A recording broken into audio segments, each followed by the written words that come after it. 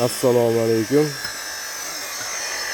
Obyektimizda Xudo xolasa fermerlarimizga 50 kilovatli quyosh elektr stansiyasini qurishni boshladik. Ishlarimiz boshlandi. Ertalabda tong saharda bismillah ishimizni boshladik Xudo xolasa.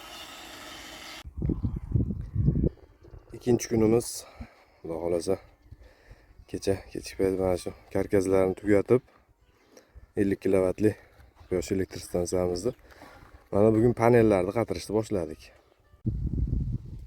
Panellarimizni joylashtirib oldik. Taylariga betonlarni quyib, mustahkamlab, endi montaj jarayoni kabellarni tashlab oldik. O'zini o'zgarmas tokka, именно yuqori напряжениyaga moslangan izolyatsiyali tugi kabellarimiz maxsus. Montaj jarayonimiz. Shitlarimizni yig'yapmiz, grovat invertorlarimiz kelgan. Joylashtirib, Xudo xolasa ishga qo'yamiz. İşlerimizi yakuniga yetkazdik. So'nggi panelimizni ishga qo'ydik. Shitlarimiz yig'ilishi zazimlenalarigacha oxirgi ishimiz zazimlena qilinyapti mana. Hammasi panellarimizdan tortib